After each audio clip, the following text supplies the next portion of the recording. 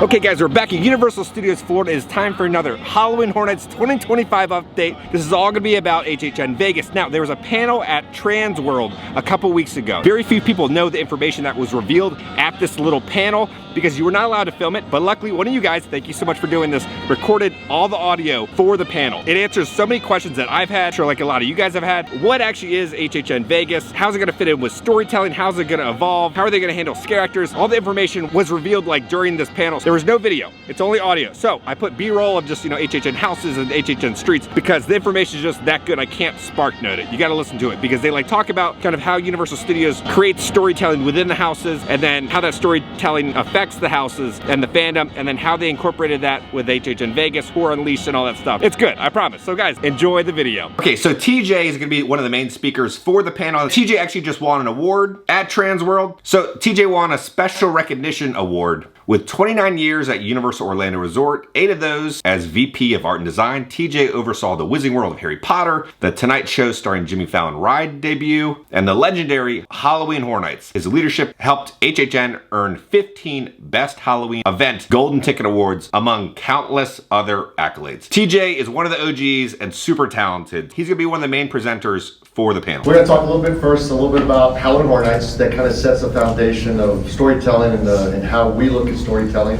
for our attraction. And then we're gonna expand the conversation into a new attraction that we're looking at, which is called Horror Unleashed, which is a Vegas property that's gonna open this summer. And the contrast between a seasonal event to a year-round type of attraction and how we look at attractions differently. But we also want this to be an interactive conversation. So as much as we're behind the table, we have a microphone here too. So if people want to ask questions, do you want to ask us anything that interests, things of point of question that you want to, please bring it up. We want to have you guys as part of this conversation as much as we're up here just talking, because we'll talk a lot and we need to stop that. So to start, I want to talk a little bit about, like I said, Halloween. I have two wonderful individuals up here who's going to also join our conversation. We brought basically two different ends of the spectrum. We all want to be highly creative and have in-depth and very rich stories, but do you need it is a question you have to ask yourself sometimes. And what we have found is that it's a term that we kind of use is that sometimes we actually create in reverse. A typical show, theatrical type of environment, you write the script first. Your story is generated and then everything after that basically comes from the script. Sometimes within a haunt, because of the functionality of what you have to have your guests do as they make their way through your experience, there's an operational aspect to that. So sometimes we feel it's almost sometimes more important to flip the script, if you want to call it, look at what you need your guests to do, have that as your kind of header, and then figure out how your creative and your story kind of ladder up to that. So you actually know that your experience that you're writing and creating actually is going to work. And at the same time, how do you then kind of create the environments, the textures, the characters that kind of go with it? My name is Sean Chung. I'm the show producer for Horror Unleashed. I've been a producer for over a decade now in attractions, live entertainment, things like that. And I got into this horror thing about 5 years ago, opened up a haunt, so that was kind of fun. And I had a friend over at Universal who asked me to open up the craziest, most immersive haunt ever built. We're going to talk a little bit about what is Halloween Horror Nights. So our part has been doing Halloween Horror Nights. We actually do it in 5 to 6 parks around the world.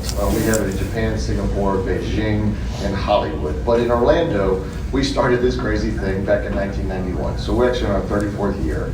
I've been with the show itself for close to 30 years. I've been haunting for close to 45. But for us, what we kind of told our stories is that we change them every year. It was something that we designated as a way to kind of create our brand back in the early days about how can we be different, how can we be unique, and at the same time, how can we be exciting.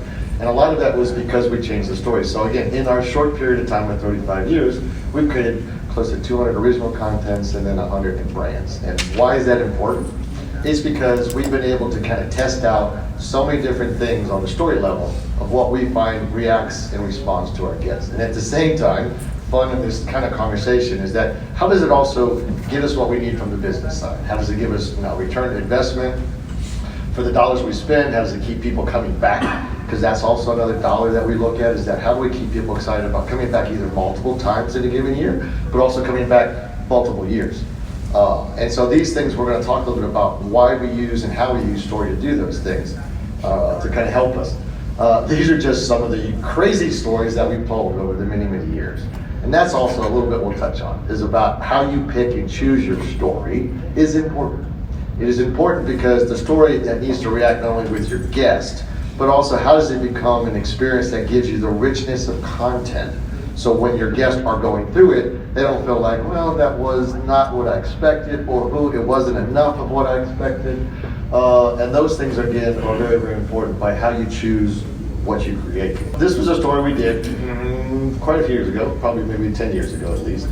That was called Nightingale's Blood Plague. And what we did, again, talking about how you started this story first from more the operational end, we had looked at different types of environments. What makes already a haunted house successful is those sometimes claustrophobic and chaotic environments that your guests have to go through. So then we put that on the board. We said, well, what type of themes or stories give us that environment? Well, a wartime trench does that. So this story was based off of a kind of World War II trench warfare that you were now placed within the soldiers during a battle. So the chaoticness, what was happening above you and around you, kind of outside of your space, was this raging battle happening. But what you didn't know, that inside the trenches with you were these nurses that were called the Nightingales. Well, for ours was a character we created. The Nightingales were actually these shape-shifting monsters that feed on the weak and the wounded. They hide their identity, but at the same time, you never knew that this was happening because people naturally thought that the soldiers were perishing because of the war itself, not because of these monsters and these creatures that were feeding on them. Again, it was very, very successful for our audience. It really worked to our kind of storytelling, which again, it functionally worked because the spaces and the interactions that you dealt with were already operationally what we needed the guests to be able to do. But also the fun part was, again, people weren't aware of these characters. We told them a whole new story. They got really fascinated with it. And we also wrapped this story a little bit into history. So the war that we placed this in actually is a war that happened in history, and it's actually recognized as the bloodiest war with the most casualties ever. So again, as much as it didn't replicate that, it used that as a base, and then it told our story of these kind of strange creatures that were brought to life, and then feeding on the weak and the wounded. This story was so successful and people loved these characters, we brought them back, told another story, but changed the time period, put them in the Roman Colosseum time period, and they were feeding at this time on gladiators who were basically wounded during the trials of the Colosseum. Again, fun stuff, different architecture, different time period, but again, fun ways to kind of tell stories. Another one that you've seen and which people heard of, because this actually has been so successful, it actually was used in our Hollywood park just recently, and we had done it actually some years prior in our Orlando park. It's called Scarecrow the Reaping. This one also is built in an old store, farm building, but also a house, some outcroppings, some like a grain silo and stuff. But the whole thing is based around a story of the 1920s, 1930s, kind of the Dust Bowl period. Again, having your stories kind of live a little bit in history, something for your guests to feel like they have some familiarity with it, I think is very, very also successful for us. But with that, we placed that the land was ravaged basically and destroyed by the farmers. And many of the towns were wiped clean because of basically the unkeeping that the farmers had did, and the Dust Bowls came up and basically wiped towns, people, and places right off the face of the earth. Well, in our place, we said you actually enter in an abandoned farmhouse, and the land has come back to revenge this horrific event. And so the scarecrows and other types of creatures from the land have basically come to life and now become the characters and the things that you have to face as you make your way through our haunted house. We have some pictures of some of that. Another bit of storytelling that we love to do is take stuff that people know probably half the information, and we provide what we consider to be the other half. Most everybody knows what they think is the story or the folklore legend of the Tooth Fairy. Everybody knows it as the good side of the Tooth Fairy, that when you give your teeth to the Tooth Fairy, you're rewarded and you're getting prizes and some types of things that people would consider to be things of value or things that are good. We were saying, well, whatever happens if a child said no and did not want to give the teeth to the tooth fairy?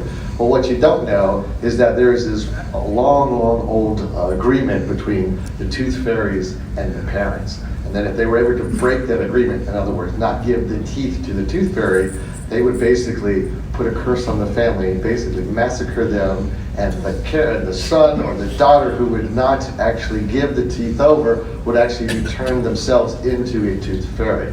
And so that was the story that we built. And we went through the house and actually saw the story kind of basically take place of the character or the son, his name was Timmy, not give up the teeth. And as you made your way through this space, you saw the horrific events that caused that chain of events, from the family getting massacred to him actually starting to halfway transform into a tooth fairy, and then the finale scene of the house actually showed him completely transformed and now into another tooth fairy who was going to go out and actually wreak the havoc of this same type of occurrence. And the last one I'll talk about from a story perspective, then we'll kind of show you about environments too. Is a character we created which is called HHN Vegas. Again, a lot of fun playing in that world of people's knowledge. Everybody has grown up, most of us, with that horror host that was always all around on the weekends doing all of the B-movie horror stuff. So we created our own horror host. He was called HHN Vegas. And you happen to step into his world at the time he's actually getting fired from his TV station. Well, he revolts, takes the TV station under hostage and the station manager, and decides to put on his own catalog of horror hits. Well, they are the most disgusting horror hits known to man. They're all definitely things that he's taking out his revenge on the station. And so it's a seasonal type of shows where everything has been twisted upside down. So like for Santa Claus, the elves go crazy with chainsaws and kill Santa. Other ones that we did was President's Day. President's Day, all the presidents were zombies in the White House. So again, fun things to play with, things that were familiarity to it. But again, since what we like to do is also a large variety of content. Another thing about storytelling within a haunted environment, or even in escape rooms, which we have some escape people here too, is that sense of variety and content. When your guests enter all of these types of experiences, what we've learned too is that their attention span to story is very small. So the way and the hows that you tell your story, you have to really do what we call the high points. Get the contrast of things that people really will recognize and move you from beat to beat to beat. So effectively, you're not giving them a long narrative. You're only giving them really the things that they need to know as they move through your story. Same thing goes with the set design and the environment design. When you create an environment, a lot of us will feel, well, we'll do a whole jungle environment. And suddenly, your guests are thrust within what they feel is the story that you're trying to tell. We learned some time ago, we did this in one of our haunts, and we constantly heard everybody that they exited that the house felt small. They didn't see a lot of the characters. And we were like, how could that be? It was actually the longest house we designed that year.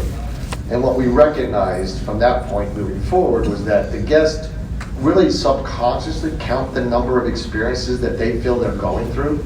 So a jungle to them, as much as it might be 4 to 5 show scenes for your experience, that's one environment that they've basically gone through. If you can give them 6 to 8 to 10 different environments, which we now design for, they feel like they've gotten a lot of experience. And so they go through it and they step and say, so if you're even thinking about the house, if you have a kitchen and then a living room and then a family room, then you're outside and maybe you're in the garage. Again, all of those things reset the story for them. And every time they enter a new environment, suddenly they know they've transferred or basically moved within your story. So the more pieces you can give them, the more it feels like your story is rich in content, but also long in length. So those are the things that we use that we definitely strive for. So when we sit to tell our stories, we come up with what is that environment, but does that environment have enough uniquely different places we can take you for it to be successful? Sometimes we've also had, oh yes, you have a question. When you're going from room to room, changing the thing, do you have a way of transitioning so that it ties together yet? Yes. Usually, and again, we'll get into some logistics of how we do some of our design, but yes, we'll design the scene.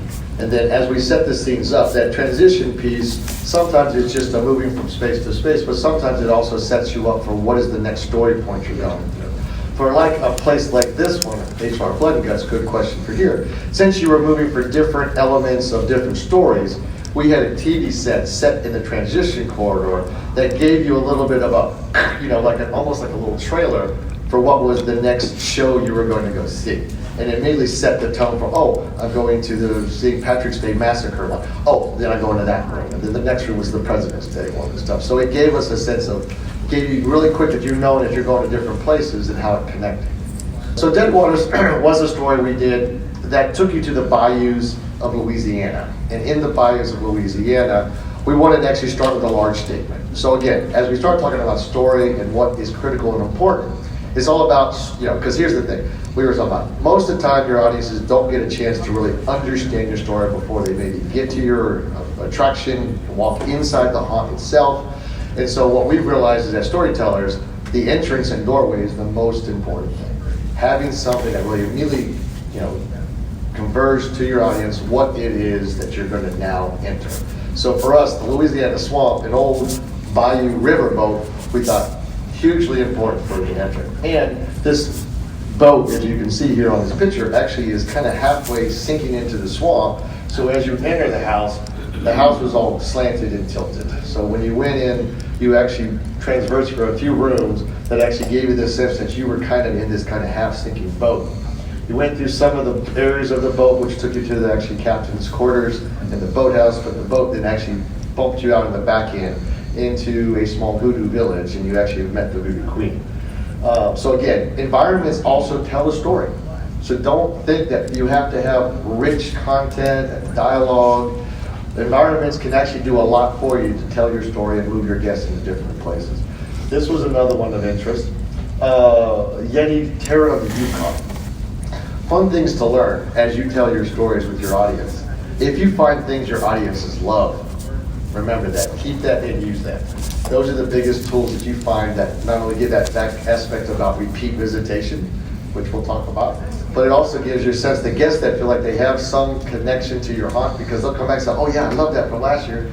I'm glad they brought it back. Well, this was a story that we did. We had done a previous house that had one room that had a Yeti in it. It was a swamp Yeti story, but we knew through either interaction with our guests or social media afterwards, people were like, oh my God, the swamp Yeti was amazing. Oh, I can't believe the swamp Yeti. And we picked up on that. So we started generating stories around what could be something else we could do with the Yetis. Well, we took them to a whole different place. Instead of in the swamp one year, we took them down to the Yukon, which we put you up in the mountains of a frigid north. Now, for some of you who I talked to who come from up north, in Florida you don't see much snow. So for us, we're like, our guests love to be, frankly, transported to places they don't see every day. So when you tell stories, think about places that your guests, your area that you're involved in of the country is uniquely different. Because when they walk out, like I said, and I talked about this yesterday a little bit in our dialogue, is that you have two things that make you successful when you do that. One, the transportation really feels like they've been someplace else. It's not something that they see and live every day. So immediately they're already excited and you get that response of being successful to give them something that they don't get every day.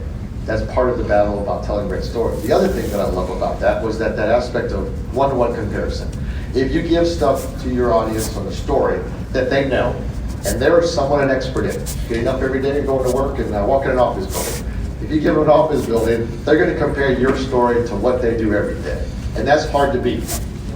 Frankly, in some aspects, I think it's going to be hard to even overachieve that. So if you give them something that they never see, that they never experience, you immediately are on your terms of what they get as successful from that, from storytelling. And again, you walk away with, again, having the ability to have something that they'll talk about because it is uniquely different and they want to actually engage their audience with it some more.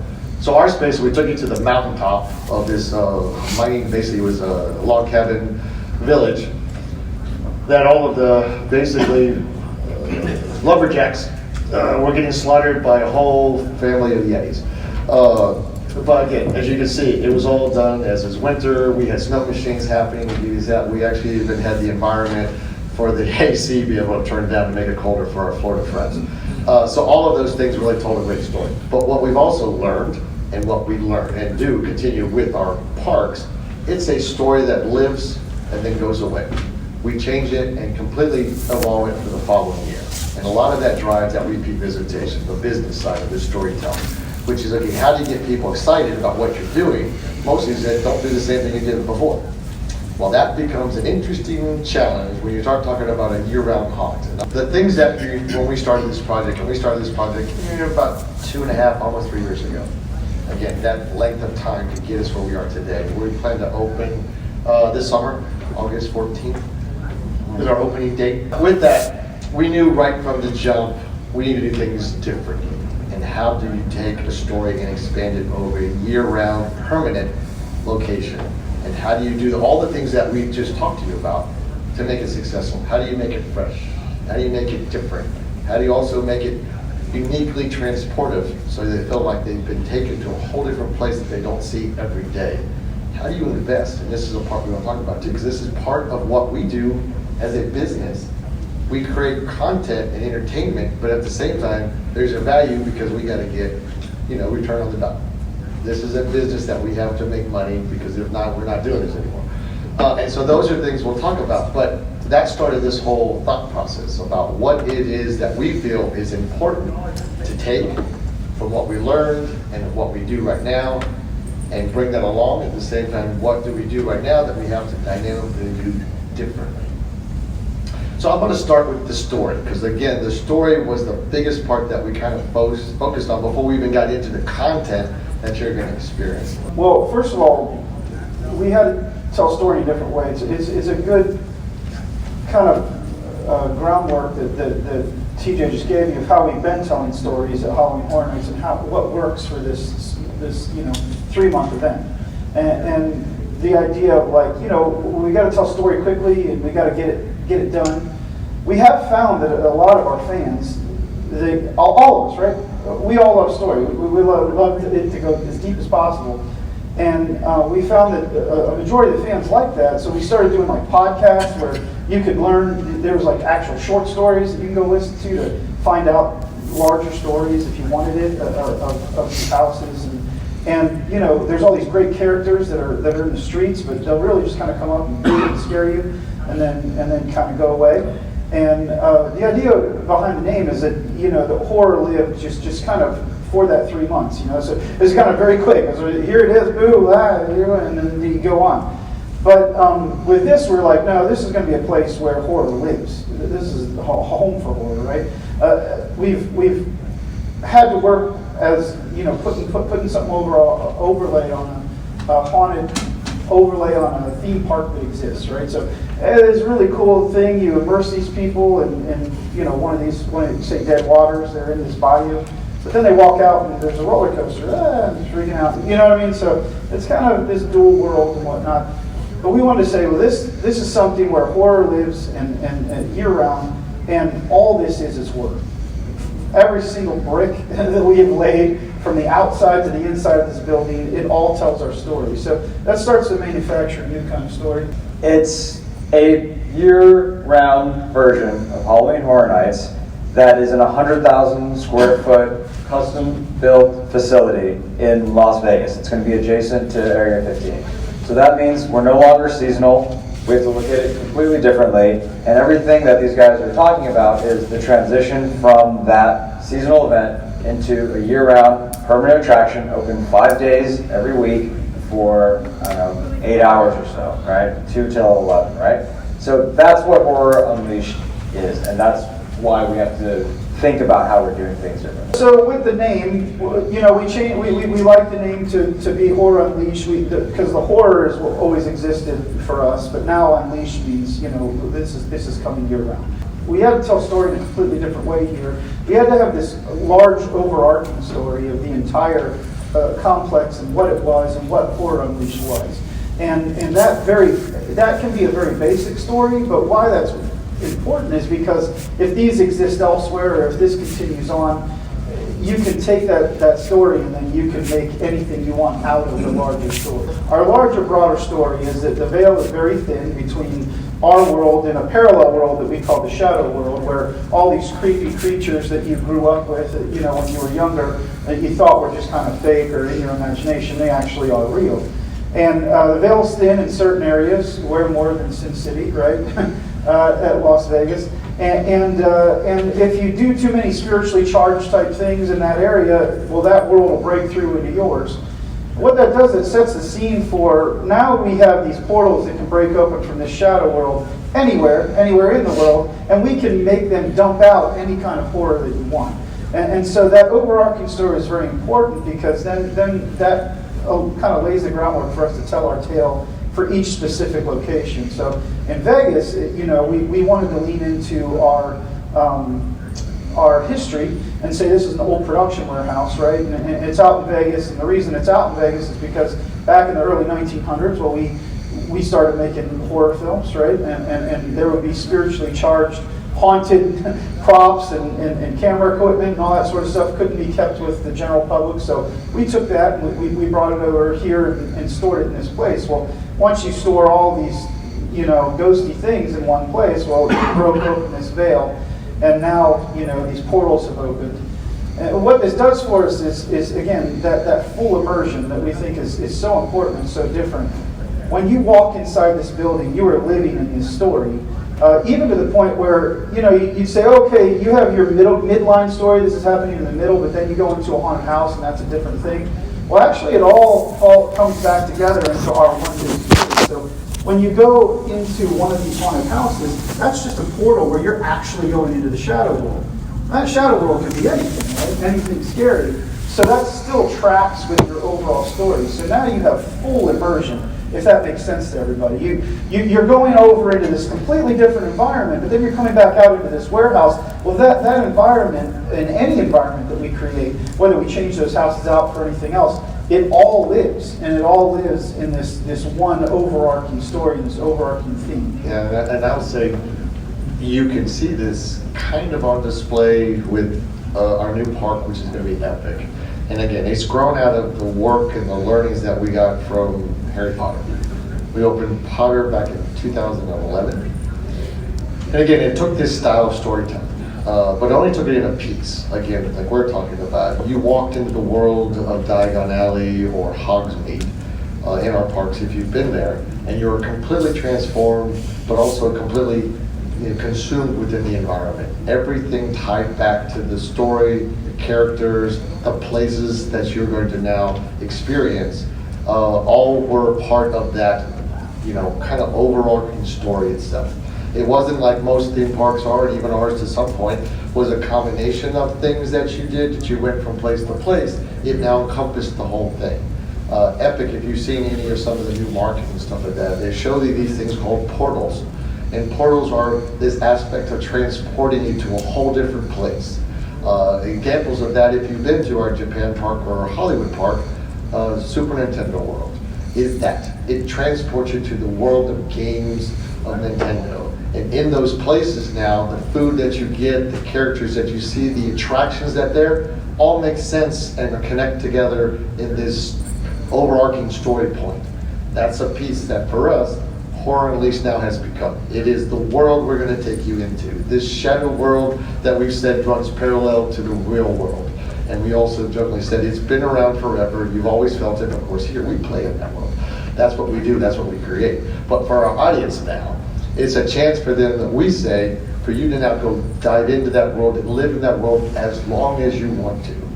And that's what we also felt was an interesting aspect to what we do seasonally versus permanently. Seasonally, it was always a short window that we created so you could live in this world. Starting after August, you're going to now live in that. He's like, you're going to live in that world as long as you physically want to. Of course, until we close you, take it out. But yes, so and this was that story that we talked about. As Nate said, we're building an environment that not only showcases all of that, but also in some aspects, you know, supports all of that.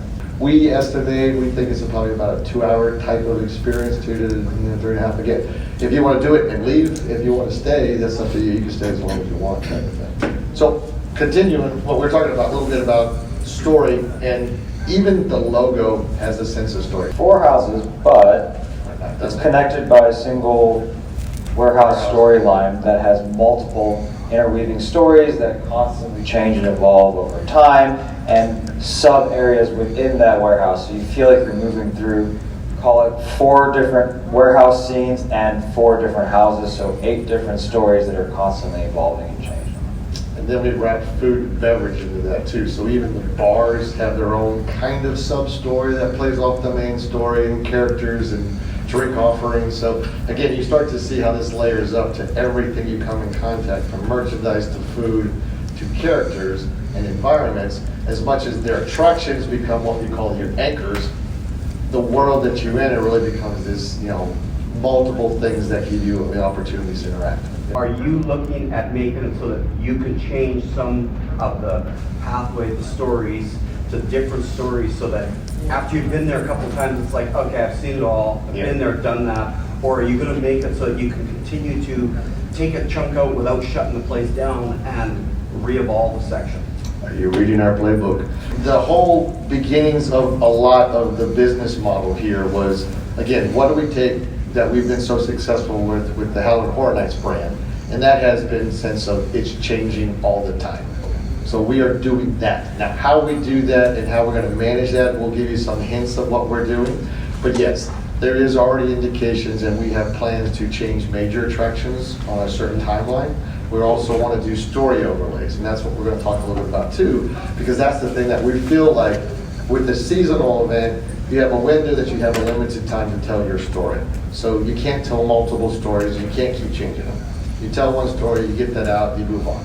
Here, we have that opportunity to change different things and do different things. So I want to tell you one thing real quick about this. So again, storytelling starts with the attraction, but again, can come all the way down to even just the simple logos that you create for your attractions. So when we started the logo development here, we knew we lived in 3 worlds. 3 worlds that we live in is we have Universal Horror, who's been around for 100 years. That is the legacy that we always look back to as designers and creators. Those are the things we feel we have to kind of, in some sense, answer to. Our past legacy, kind of godfathers, if you want to call it. What are we doing to celebrate the years in the world of horror? At the same time, Parks has been now doing this for 34 years. So when we started this logo, Universal and Horror, and again, very specific on how it lays out from a logistical standpoint, an organizational standpoint, we put horror on top. Because we felt horror has been here forever. We have not started horror, we didn't create horror, but again, our movie studios did unleash horror, which we say 100 years ago. So Universal Horror was the top.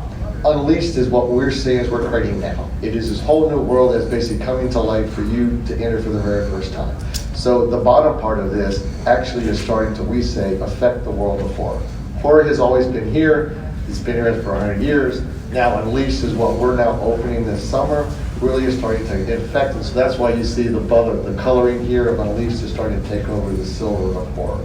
Again, simple arcing like that. Everything we've also talked about with our marketing partners from a storytelling perspective is that everything should feel like it's rising from the ground. It shouldn't feel like it's falling. It shouldn't feel like it's kind of seeping in. No, it should feel like it's been there below your feet this whole time, and for the first time ever, it's now breaking through and coming up.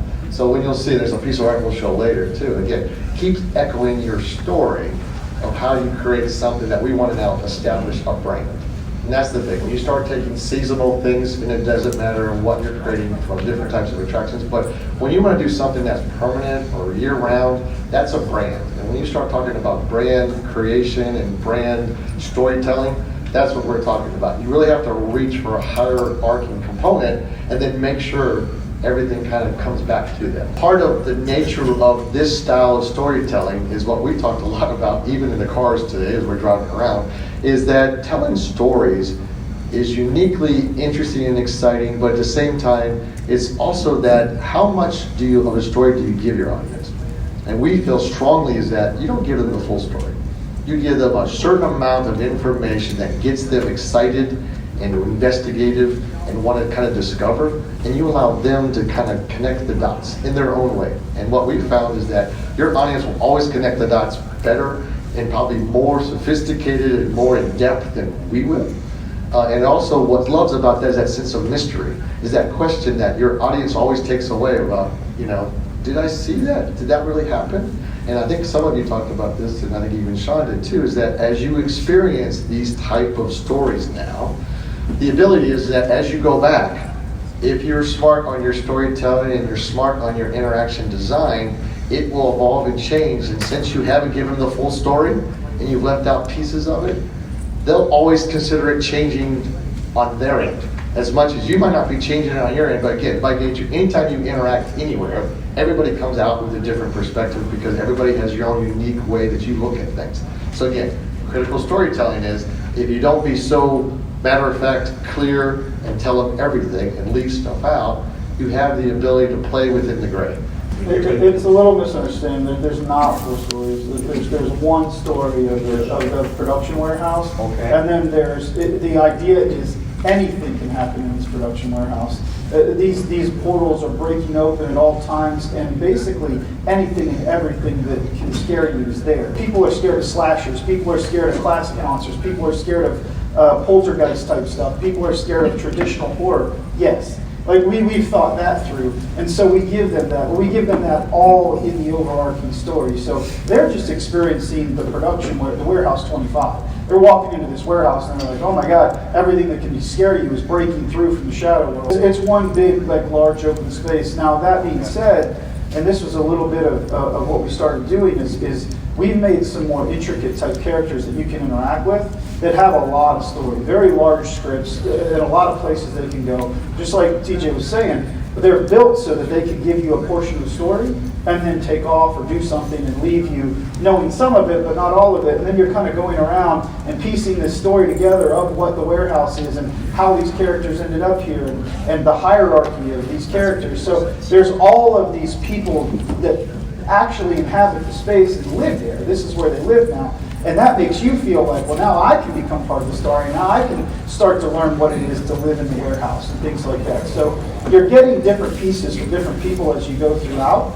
And at the same time, you're not getting all of it. So you have to come numerous times and talk to these people. And every time you talk to these people, they're giving you different information, different parts of the story. So it feels like a real living thing. It's something TJ said when we were talking about this, constantly changing and evolving, and it's different. And we want to build that environment in our space where this world is constantly changing and you're finding new stuff out. Yep.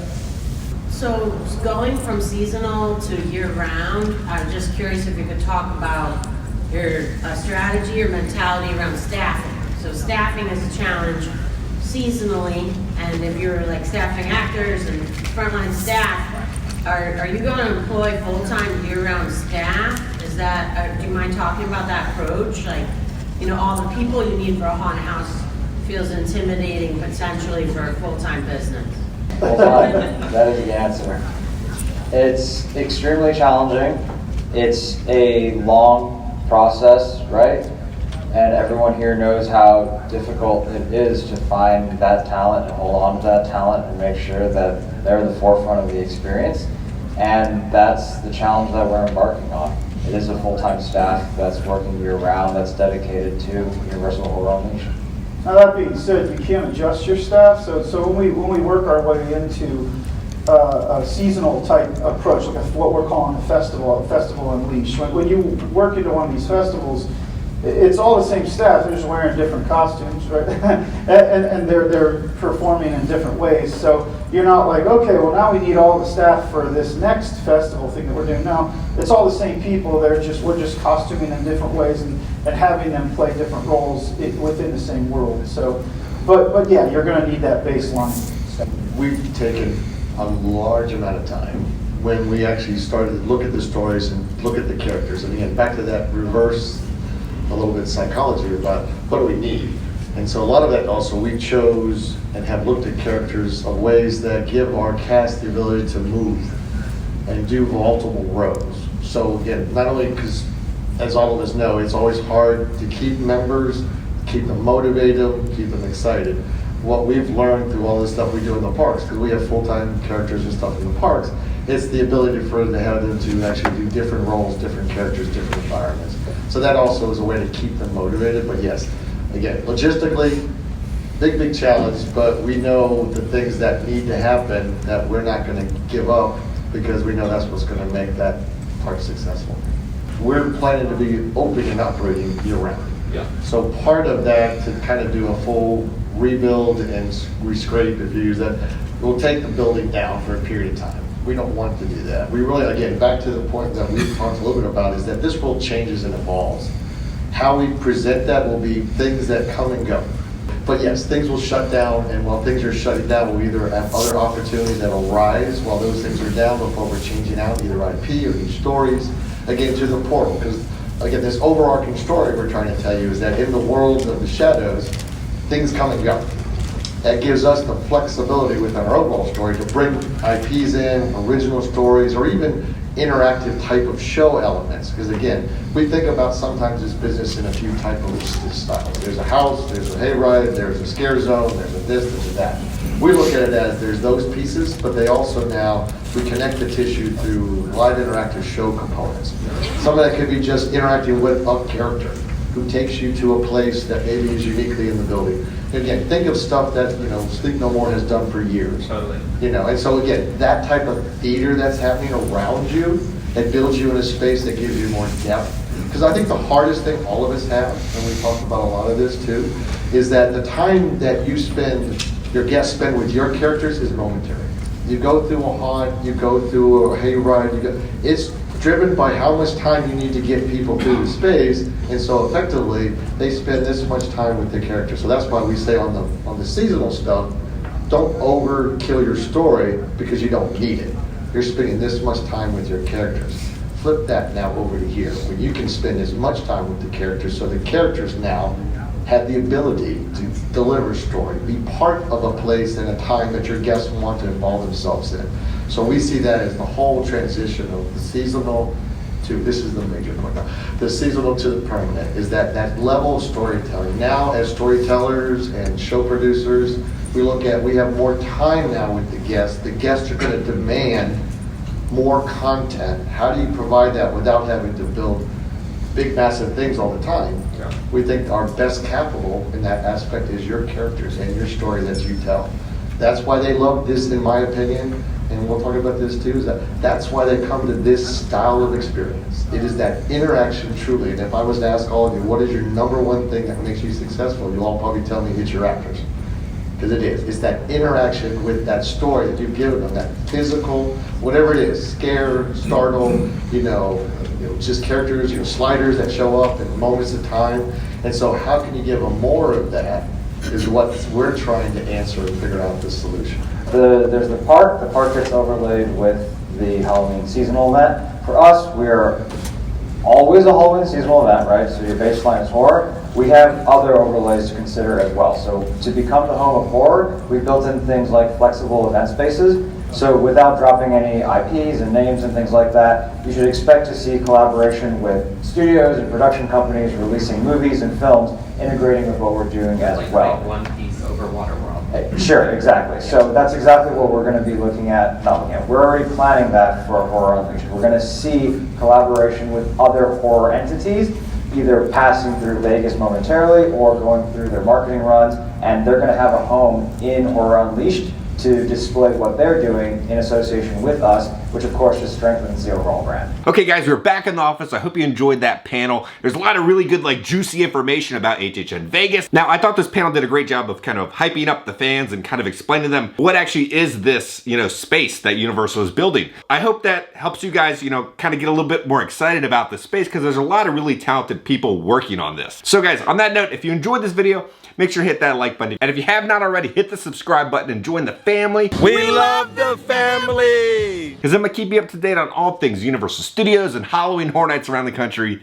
I love you all, and I'll see y'all very soon. Hooterade?